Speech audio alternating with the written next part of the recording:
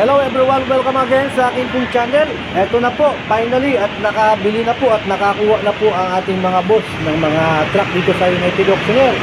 Ito po, ipapakita ko po sa inyo yung mga napanalunan nila sa bidding.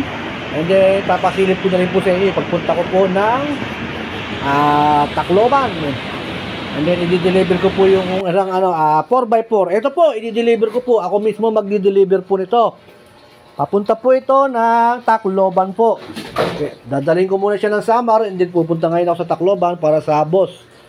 Ayan po ang kanyang napanalunan na 4x4 na mini dump truck na 4HF1 inline or manual transmission. Hindi po siya electronic. At mamaya po i-update ko sa iyo sa pagpunta ko po sa may Tacloban. Ayan po mga kaibigan, mga nanonood po ng aking channel, ayan po ang kanyang napanalunan sa United Auctioneer. Isuzu na 4HF1 inline manual transmission and then 6-star. Ayan po. Siyempre bago mo po i-pull out yan, testing muna kung gumagana po ba lahat. I-testing po muna namin yan bago po namin i-alis dito sa auction kung lahat po ba ay gumagana.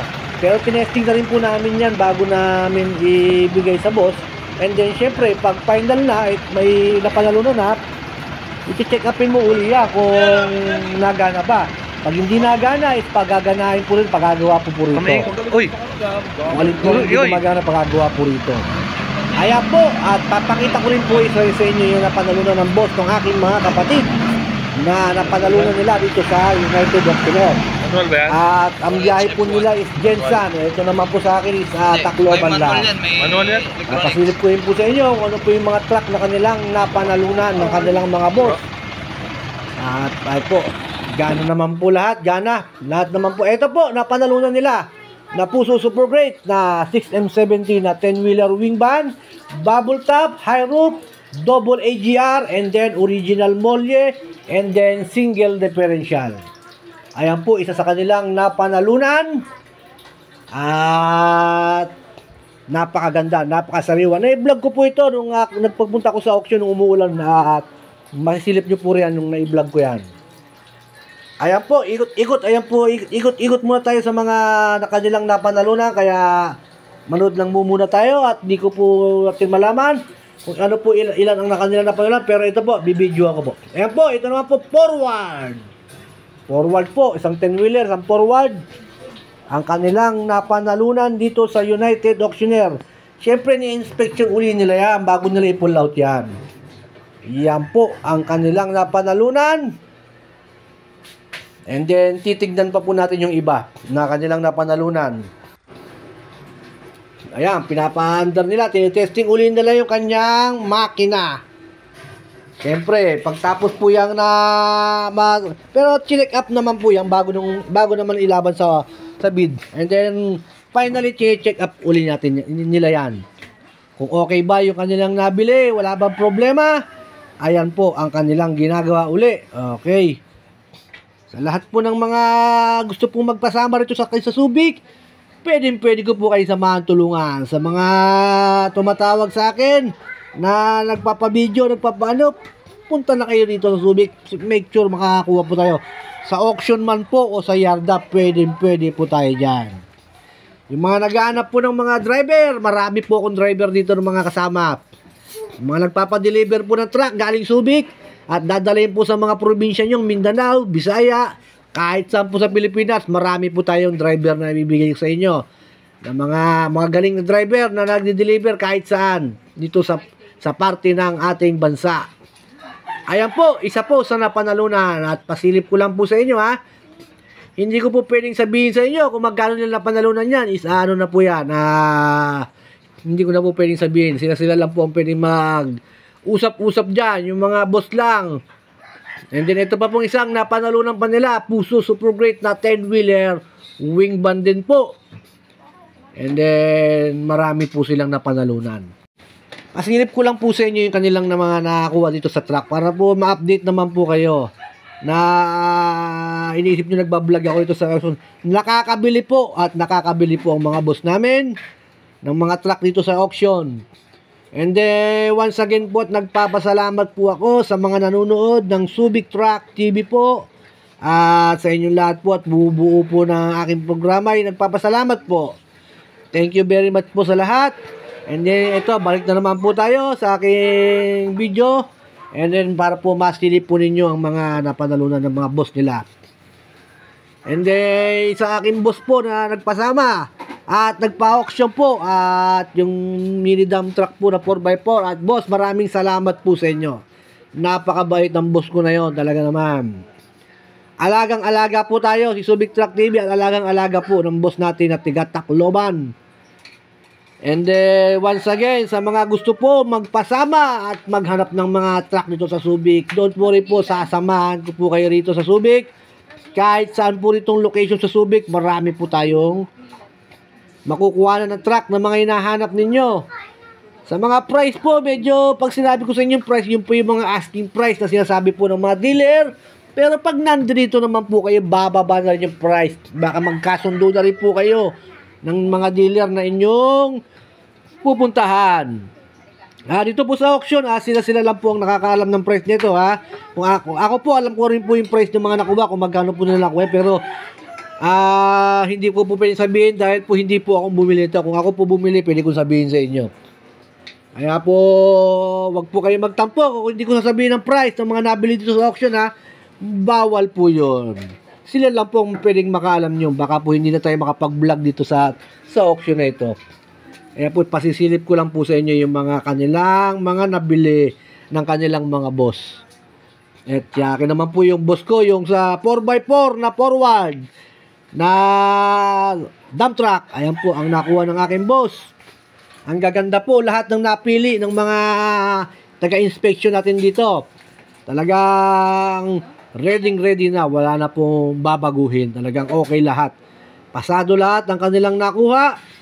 Kaya sana make sure kayo naman po ang aking makasama rito sa Subic upang makabili ng mga magandang truck.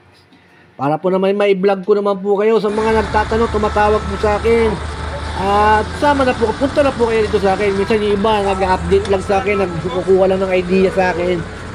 Okay lang, pero sana naman mahirap din maglakad-lakad dito sa Subic. Magastos din po ang gasolina. Kaya po, yung mga nagtatanong at tumatawag sa akin, make sure naman na sa akin naman kayo sasama. Huwag naman yung puro tanong lang kayo ng tanong po sa akin. Medyo, ito po, ang nakuha po nila, yan po, mga forward at saka 10-wheeler. Ito po yung isa, balikan po natin itong isang napakaganda. Nagandahan po ako rito sa 10-wheeler na nabili nila na ito. Kaya po, satisfied sigurado ang may-ari nito. Talagang napakaganda. Na puso, super great na 6M70 bubble top high roof. Original bolye, single differential, and then double AGR. Ganda po ng truck na ito. Kaya po ikutan ko po ulit. Talagang nagandaan ako sa truck na ito. At marami raw po naglaban dito. Maraming silang naglaban dito. Kaya medyo tumaas yung price nito. Kaya marami silang naglaban-laban. At ito lang po ang nagtagumpay, ang boss po nila. Ayan. Ayan po yung mga taga-driver po nila. Ito nakatalikod na yan. Pero mga kamag-anak ko po yan. Yung mga nagmamaneho po ng mga truck nila to, halos karamihan po kamag-anak ko, yung mga binablog ko lang pero marami rin po driver dito.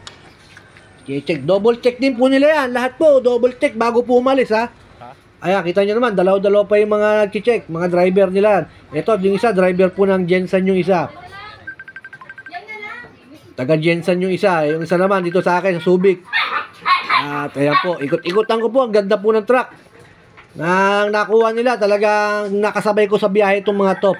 Pero ngayon, nasa bahay na po ako, kaya na-vlog ko na po ito. Ayan po, bumiyahe na po ako. Pakita ko lang sa inyo yung konting biyahe ko lang dito. At medyo ang mahirap lang mag-video pag wala kang kasama. Kaya po ayan, binibidyoan ko lang yung konting lugar na dinaanan ko po dito. Papunta po ako ng Tacloban. Ang dala ko po is 4x4 na ELF.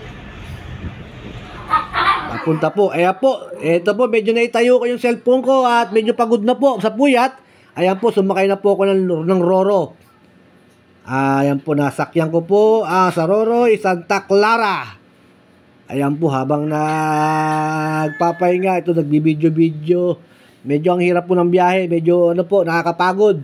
And then, iniwanan ko na po sila pagdating ko po ng Tagkawayang, Quezon. Gawanan po na yung isang truck po, yung 6M70 po, nag-wild po.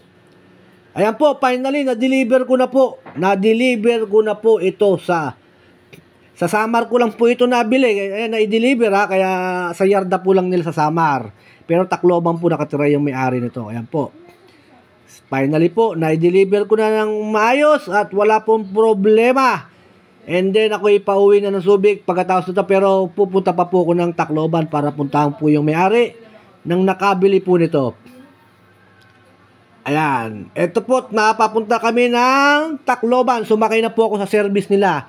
Service po nila yan habang binibidyo ko po yung pagpunta ko ng Tacloban.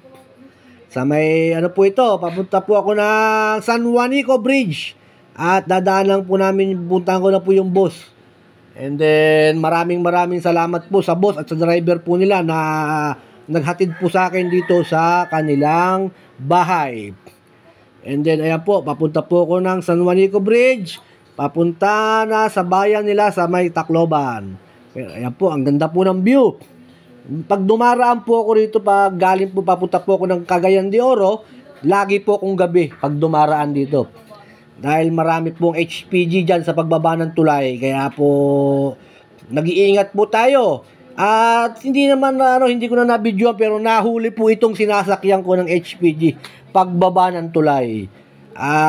Yung ORCR niya is hindi niya nadala yung updated. Pero okay naman, naipadala naman kagad namin yung ORCR na updated. And then, ito po, papakita ko lang po sa inyo yung biyahe. Pasensya na kayo, naitayo ko yung cellphone ko, hindi ko nahiga. Medyo pagod, puyat at pagod ang ating inabot, pero okay naman. Maihatid ko lamang yung truck ng maayos at ligtas at walang problema. At yan po, nasa San Juanico Bridge na po ako. Ayan po, nagka-problema nga rin po pala yung truck na nagkaroon po, tumagas po yung kanyang diesel. Medyo may leak lang ng konti, doon sa may hose lang naman. Ayan po.